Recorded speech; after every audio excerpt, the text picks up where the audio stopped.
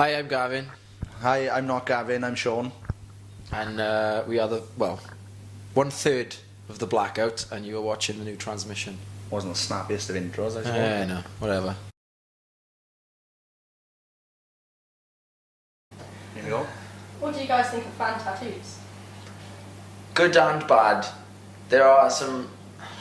I feel bad saying this, like... I'd rather someone... People are like, oh, can you sign my arm? I'm going to get it tattooed. I won't sign their arm. It's just, no. Yeah, people ask me to write things down Yeah. to have it tattooed. I'm like, I've got the worst handwriting. I can barely speak. Like, So writing is difficult for me. It's much better if they go to a tattoo artist with an idea or a lyric And ask for a font. ask for a font or an idea, and if it's a good tattoo artist, he'll throw some good ideas your way. Like I saw someone's foot done the other day, and it was "Hope is all we have," and it was like an awesome like galleon with roses around the sides and stuff, and "Hope is all you have." And that just looks so much better, I think, than just my 12-year-old scrawly handwriting. Sorry to those people who've had that done. Yeah. Oh, do you know what? It was mental? I was sitting in my friend's shop and he's a tattooist, and I was looking through a tattoo magazine, and I saw somebody had a tattoo of Lemmy on their arm.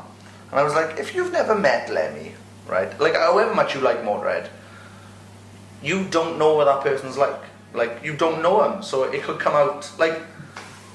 No, I was gonna make a...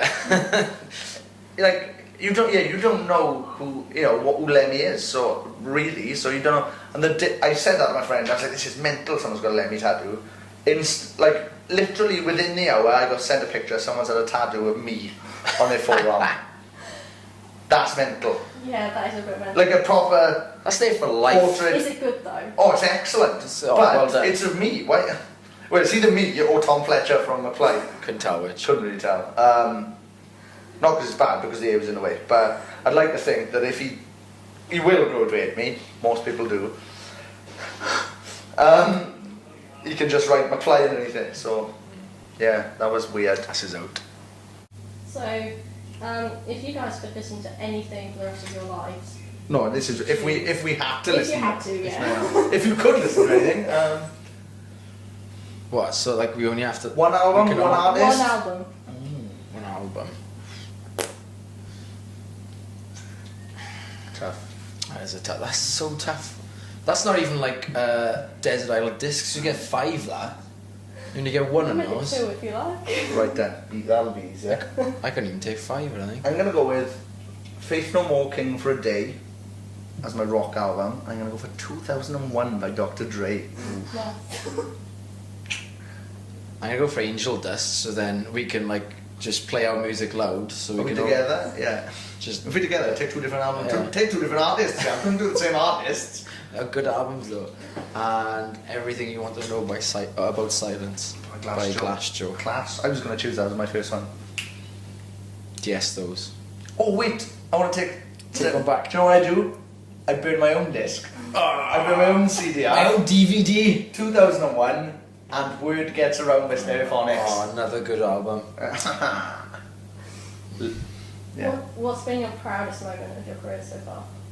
Proudest. Probably just working out that I could have taken a CDR of 2001 and Word Gets Around. We had like Camden Roundhouse, which looking back on it is ridiculous because it's massive. That was fun. Do you know what? Everything really. Yeah. Because when we started, I say it's in every interview and it's boring by now, but we genuinely didn't ever expect anything to happen with our band. And now, like, touring the world somehow. Playing main stages in Reddit, yeah. Reading and Leeds is crazy. Looking out and going, oh, here's 80,000 people. Played a main stage That's in mad. Australia on Soundwave, which was daft. It's just like I've met everyone I've ever thought of as a hero, Yeah. and despite everyone saying don't meet your heroes because they're dicks, They've always it's not true. Everyone's been lovely, so thanks for that. I know they all watch my interviews as well, so thanks for that, guys. Yeah, we've done loads that we're extremely proud of. Is there anything you still want to achieve? World domination. Well, yeah, obviously that, right? Be bigger than Queen, become the richest band in the world.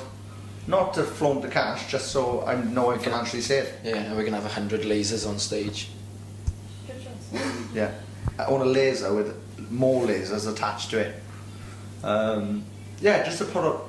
There's so many things. Like if we had endless money, our shows would be so incredible, right? That people would just be like, you don't need to go and see other bands because the Blackout, just even though I might not like the music, hell of a show. How did they get a dolphin that could fire a rocket launcher? I don't know, but they are. I don't know if they stuck the lasers onto him either. Yeah, we'd make Rammstein look like a club band, given the opportunity. But nobody wants to give us the money. So if there's anyone watching this, I know a lot of millionaires watch our interviews. Give me some cash. And we will waste it on dolphins. It's not a waste on dolphins, is it? Dolphins. The only other mammal that has sex for pleasure. So if worse comes to worst... Actually, there's some monkeys in Cambodia that have sex for pleasure. They do it all the time. I was going to say I wouldn't fuck a monkey, but then I wouldn't fuck a dolphin, so... It's awkward now. Yeah. Changing the subject. If you guys were ever asked to play Glastonbury, would you? Yeah. Probably. Yeah, we've done gigs before just to piss off the crowd that are there. So yeah, in a second, yeah, because Glastonbury wouldn't like us, and it would be excellent, and I would get it because basically now in Europe it was basically like starting again for us, right? We went over there, we played in these small clubs to a lot of people who don't know who we are or never seen us before, and I got to come off stage and be in the crowd and take people's drinks off them and slide on my knees, and I was looking up a girl's skirt. Sorry, ma'am. And yeah, so it just imagine all these Cindy's just standing there doing the top of the pops dancing. Oh, I hate my life. Oh. And waiting for editors. And then we come on, screaming and yelling, diving in the mud. Glastonbury should book us. We'd be one of the most entertaining bands they'd ever have. We'd move. That's more than 99% of the bands. Yeah. It would nearly be as good as Jay-Z headlining, I think. For which me, is excellent. Glastonbury just doesn't look like a music festival. It just looks where people. It doesn't look fun. It goes where people get fucked off their face. Sorry, you may have to bleep that out. On drugs and just maybe watch one band a day.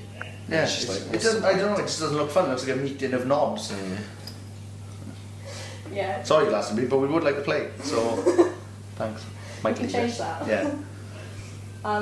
If you can overdub me there with your voice, when you just go in, looks like a meeting of really nice people. Yeah.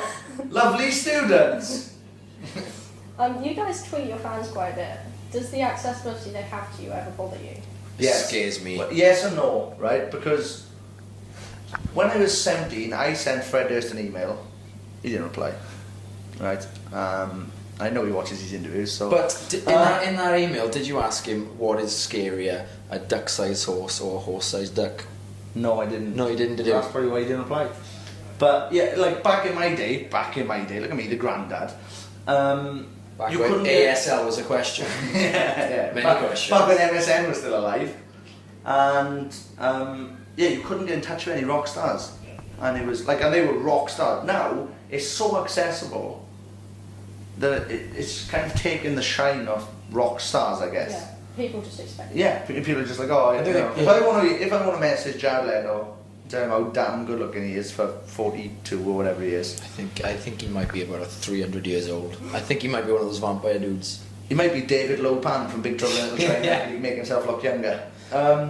It's easily done now, so yeah. I just find the things that people choose to get in touch with you about are just the most weirdest. Because like you said, if you had that chance to talk to people, in bands, you wouldn't ask them what their favourite cheese is. It's just weird. It's like... I don't know, mate. I don't know. I just find, like, if I got to ask Noel Gallagher things, I wouldn't ask him that. I'd be like, what was, your inspiration? I'd just be like, sit down and stuff. Please just tell me stories. Yeah, exactly. That's right. And you can't tell stories in 140 characters. And then it's like, yeah. And another thing is when you go, playing Portsmouth Wedgewood rooms tonight, kids will instantly tweet back going, when? I just... it's a bit in a film called Basketball, right? Have you seen Basketball? No. Watch it. But there's a bit where this guy... He's trying to explain something really simple to a person and they just don't understand it, right? And he goes... He just gets a headache because it's such a stupid thing. Gavin took that bit of film cut it just so we can use that as a reply to kids now when they ask stupid questions that they know the answer to. Yeah. It just seems like a lot of people are just fed information now and they just can't seem to work anything out themselves. It's like, oh, where's the ticket links? And Yeah. I'm like, there's a fucking amazing thing called Google, right?